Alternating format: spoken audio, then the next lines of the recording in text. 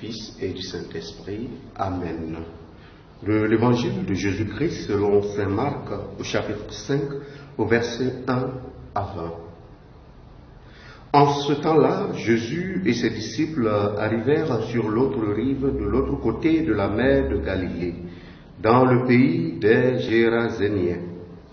Comme Jésus sortait de la barque, aussitôt un homme possédé d'un esprit impur s'avança depuis les tombes à sa rencontre.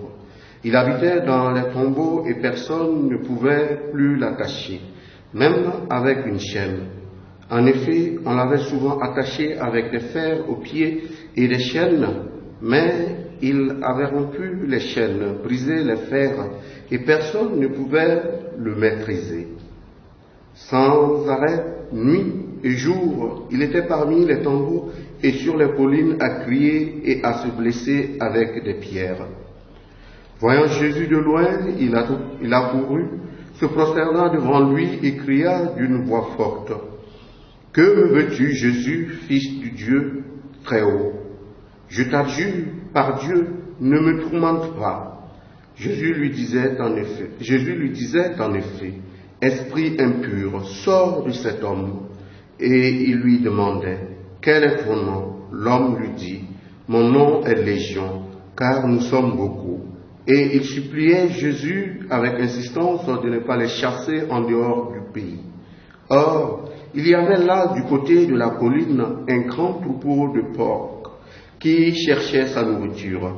Alors les esprits impurs supplièrent Jésus: « Envoie-nous vers ces porcs, et nous entrerons en eux. » Il le leur permit. Ils sortirent alors de l'homme et entrèrent dans les porcs. Du haut de la falaise, le troupeau se précipita dans la mer.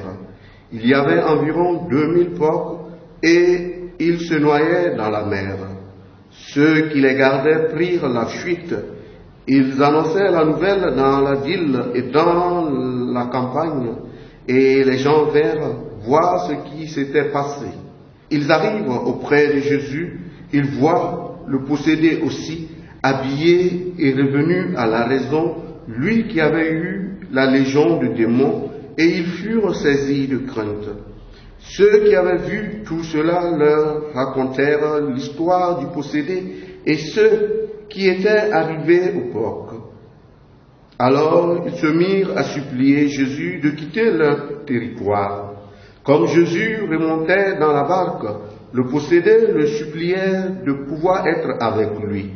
Il n'y consentit pas, mais il lui dit: « Rentre à la maison auprès des tiens, annonce-leur tout ce que le Seigneur a fait pour toi dans sa miséricorde. » Alors l'homme s'en alla, il se mit à proclamer dans la région de la Décapole ce que Jésus avait fait pour lui, et tout le monde était dans l'admiration. Acclamons la parole de Dieu. Louange à toi, Seigneur Jésus. Bien-aimés dans le Seigneur, en ce début de mois de février, nous voulons confier tout un chacun de nous à Dieu afin qu'il puisse nous conduire et puisse être la lumière qui va guider nos pas tout au long de ce mois. Et la parole de Dieu en ce jour nous présente, on pourrait dire, deux réalités.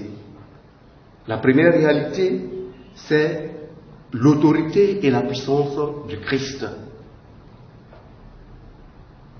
L'autorité du Christ qui montre que le Seigneur prend parti pour l'humanité.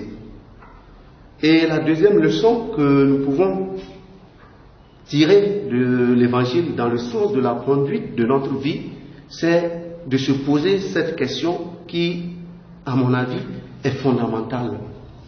Quel est notre rapport à la vie humaine? Quel est notre rapport au matériel? Dit simplement, sommes-nous de ceux-là qui sacralisons le matériel, ou bien sommes-nous de ceux-là qui sacralisons la vie humaine? Vous pourrez me demander pourquoi ces questions. Eh bien, en écoutant l'Évangile, nous voyons que les protagonistes qui ont assisté au signe du relèvement de celui qui était possédé personne n'a compati. Au contraire, ils étaient dérangés par le fait que Jésus a relevé quelqu'un. Pourquoi? Parce qu'ils ont perdu leur troupeau. Ou dire qu'ils ont perdu leur matériel. Sommes-nous de ceux-là qui perdent le désespoir quand nous perdons le matériel, mais qui ne sont pas capables de perdre l'espérance lorsque nous trouvons l'homme dans des situations de misère? Voilà la grande question que le Seigneur nous pose en ce jour. Pour nous dire quoi? Pour nous dire qu'en réalité, il y a plus de bonheur à donner, à aider l'homme à se mettre debout, qu'à accumuler des richesses. Et là où le Seigneur nous attend, c'est à ce niveau-là. Que lorsqu'il nous demande de nous mettre à sa suite, ce n'est pas forcément d'être avec lui comme ceux qui choisissent de l'être de manière spéciale, de manière spécifique. Mais quand le Seigneur nous demande de nous mettre à sa suite, nous pouvons prendre l'exemple de cet homme qui a été guéri. Être capable d'apporter la miséricorde de Dieu aux autres. Être capable de concrétiser l'amour de Dieu envers nous, envers les autres. Dit simplement, être capable de devenir des signes et des porteurs de l'amour de Dieu pour nos frères les hommes.